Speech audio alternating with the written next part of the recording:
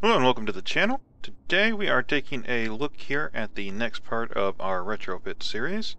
We went ahead and retrofitted our Bluetooth graft here.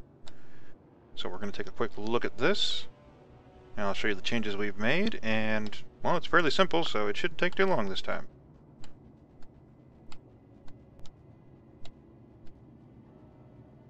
Alright, so we've done our horrible job of docking here. We'll hop out. Alright, so the first thing you're going to notice is that we have put our airtight hangar doors on either end of the actual landing area. And of course this panel here, which we use to close those hangars, same as we've done in our previous videos. You'll notice up here we had to peel away a couple sections here, add a conveyor block right there to fill in the gap basically. Really you could just use an armor block for that exact spot, but the conveyor is what we had on hand. And then of course we put the vent connected to the conveyor system above, and the metal grill over that to basically have some aesthetics. Same with the glass plate there. Now for the most part, everything was already conveyored up for the ship. I've thought about adding a second door here, which we'll probably end up doing just to compartmentalize it a bit better. As far as the walkway here, we expanded the end here, replacing one section with a 1x1 slanted glass, the other one with just a 1x1 glass on the edge. Set up a vent here and a conveyor system that goes in.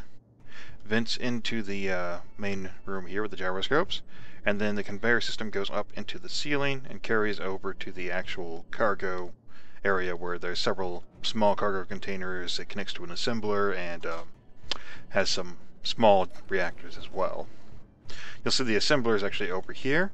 Now, both these sides of the command room, these passenger wings I guess you could call them, all we've done here is basically just cut out one section and through the vent up there.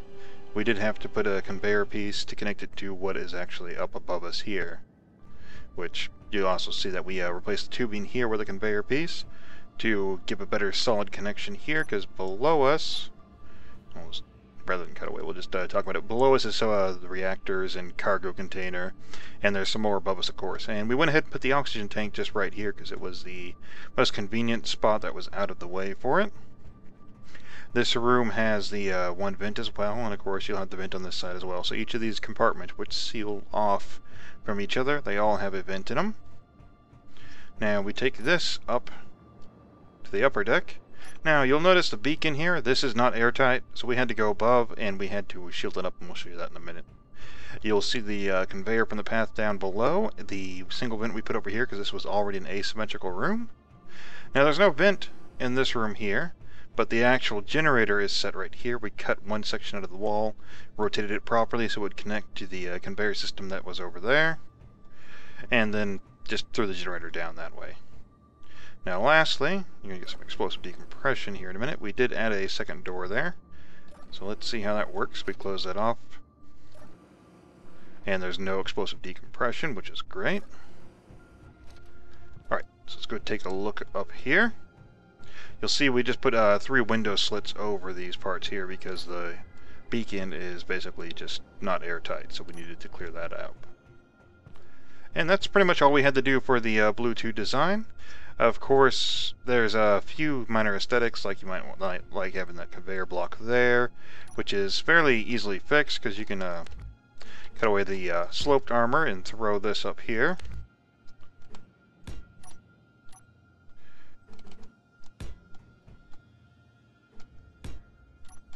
And then just match down below, of course, since you don't actually need that window section.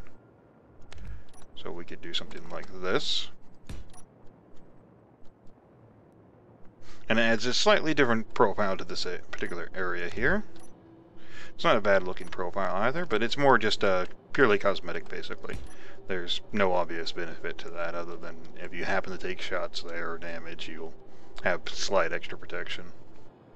But that pretty much does cover all of our changes that we've made here to the Bluetooth design.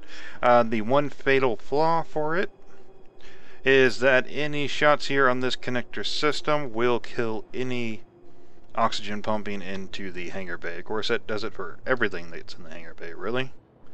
So that is fully exposed.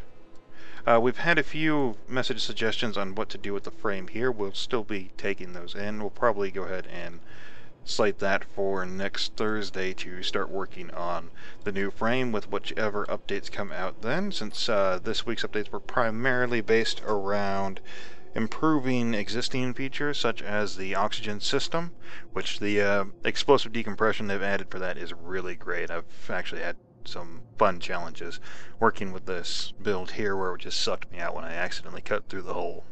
But hopefully next week they'll actually add another new feature altogether. Ideally, I'd like to see them expand more on the scenario feature, hopefully, that they just added. We've got a few scenarios that we've been working on, not even knowing they were coming out with the actual scenario engine.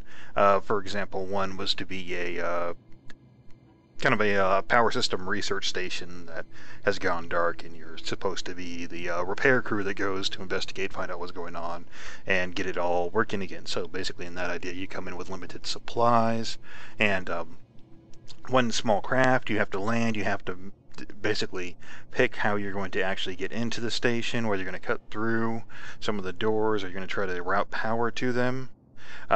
We do have some tricks up there. Spoiler alert on that, of course, is we've been working on timer triggers and sensor triggers for warheads throughout the actual base to simulate catastrophic failures within the testing facility that will actually destroy and possibly kill the players that are involved in that. So that's just something we've been working on periodically, and hopefully the scenario system that's just been added today, the initial steps for it anyways, will be expanded enough for us to make that a full realization early on, because I would love to be able to get that fully set up for you guys to try out.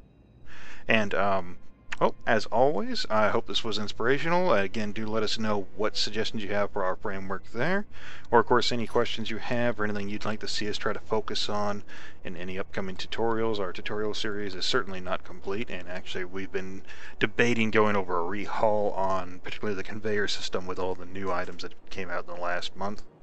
And well, anyways, as always, just let us know what you guys think, and as always, have a good day.